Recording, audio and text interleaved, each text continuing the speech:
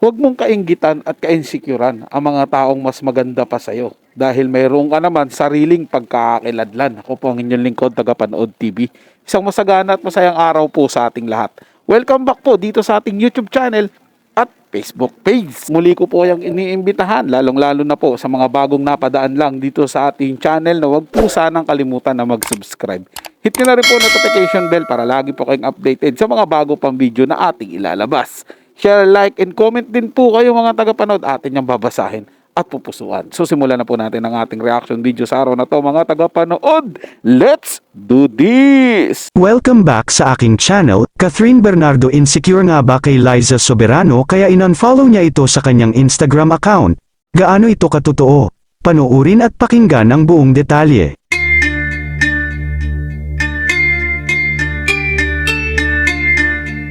Nag-aaway-away na nga ngayon sa social media ang mga tagahanga at taga-suporta ni Catherine Bernardo at Liza Soberano. Ito ay matapos mapabalitang in-unfollow ni Catherine si Liza nang tila magsagawa ito ng cleansing sa kanyang Instagram account.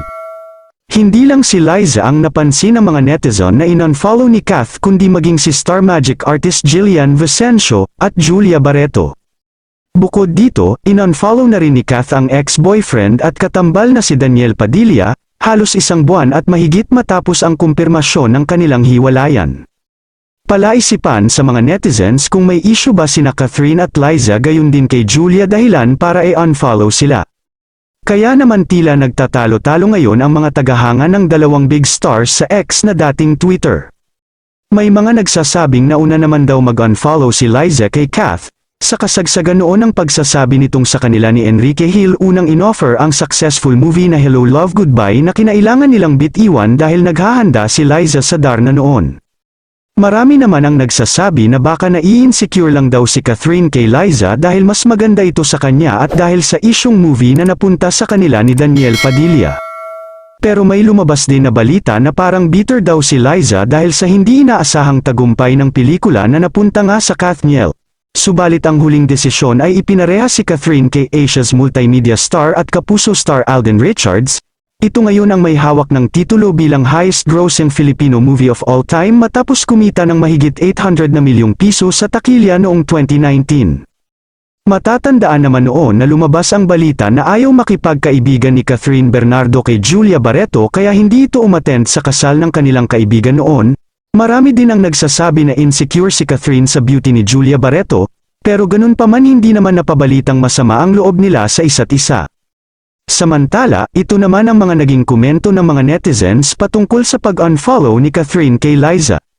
Si Liza diretso magsalita hindi dinadaan sa galawan para maging delulu ang fans at magtahi ng kwento Diyos ko galawan ni Catherine patalikod magsalita ka dahil ang mga fans mo kung ano-ano ang sinasabi.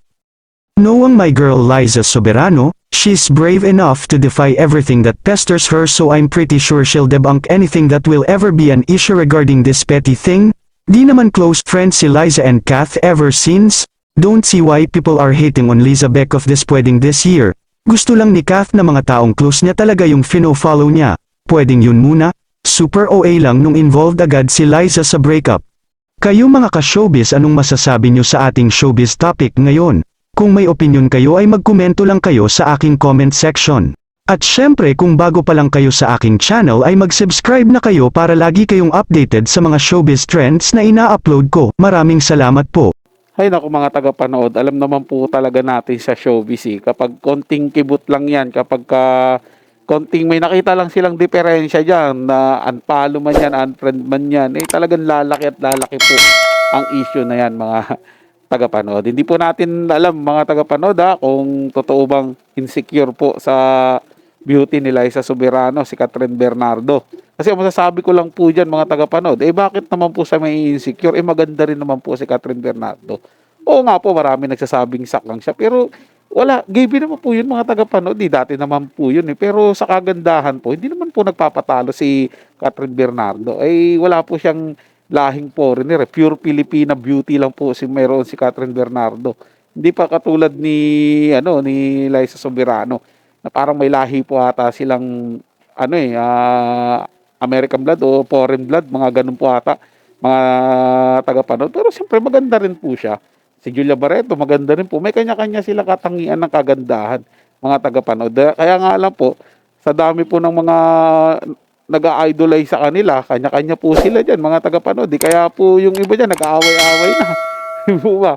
Kaya po ngayon, kasi na sinabi po dati sa nakaraang ginawa ko ng reaction video, mga tagapanood, na si Liza Soberano daw po at si Julia Barreto ay dating mga niligawan din po ni Daniel Padilla. Kaya nung lumabas yung issue na nambababae po si Daniel Padilla, yun po yung dahilan na naghiwalay po si Catherine Bernardo. Eh doon po siguro, ito po yung sarili kong opinion, mga tagapanood, doon po niya siguro na sinmula na i-unfollow. Siguro ang tingin ko po rito, mga tagapanood, gusto niyang i-unfollow lahat ng may nai-involve doon sa ginawang pambababae di umano ni Daniel Padilla. Para kung sino man mag-react doon sa mga in-unfollow niya. 'Di ba? Mag-react doon na bakit mo ko in-unfollow? Tapos makakapag-usap sila. 'Di ba? Malalaman niya yung totoo kung totoo bang niligawan niya. 'Di ba? Pwede rin pong mga tagapanood na sadyang nagbabawas lang talaga siya ng mga kaibigan, inunfollow niya. Hindi naman po siguro puro artista inunfollow niya. Baka madami din po yung mga inunfollow niya. Parang ipa-private niya na lang po muna yung kanyang social media. Kasi siyempre po, mga tagapanood, may pinagdadaanan siya. Parang ganun po. Hindi po natin masabi kung ano talaga yung purpose niya. Pero sana ibigay na lang po natin sa kanya. Siyempre may pinagdadaanan po siya, mga tagapanood. Pero hindi naman po siguro nai-insecure sa mga beauty doon nila Julia Barreto at ni Liza Soberano. At siyempre kinakabit na lang po nila dyan yung issue doon, mga tagapanood, about doon sa about doon sa pelikula na tinanggihan ni Liza Soberano at napunta nga dito kay Catherine Bernardo at Daniel Padilla. Hindi naman po siguro, mga tagapanood, sadya talagang may pagkakataon na tatanggihan mo ang isang proyekto kasi may pinaghahandaan ka. At tama naman po, pinaghahandaan ni Liza noon yung Darna. Kaya hindi po siya pwedeng mag-shoot ng ibang pelikula noon. Hindi po ba kasi nagtitraining po siya, sagaran po yung training. Yun nga lang po, hindi niya nakuha yung pagiging Darna. Hindi ko po alam kung anong kadahilanan noon, mga tagapanood. Di ba? Iba po yung napanood natin na nagdarna. Di ba? Kaya tingin ko yung issue na to, mga tagapanood, pinalalala lang to ng mga fans nila doon sa mga nag-idolize sa mga artista na to, lalong-lalo na po kay Catherine Bernardo. Nakikisimpatya lang po sila doon sa damdamin ni Catherine Bernardo dahil nasaktan nga po sa paghihiwalay ni Daniel Padilla. So yun lang po, mga tagapanood, na nagustuhan nyo po yung paksang ating tinalakay sa araw na to. At kung kayo'y bago lang po na napadaan dito sa ating channel, huwag nyo po sanang kalimutan na mag-subscribe. Hit nyo na rin po notification bell para lagi po kayong updated sa mga bago pang video nating ilalabas. Share, like, and comment din po kayo, mga tagapanood. Ating nababasahin at pupusuan. So hanggang sa muli po, ito yung Tagapanood TV. Komento at opinion lamang, wala pong personalan. Paalam po at mabuhay po kayong lahat.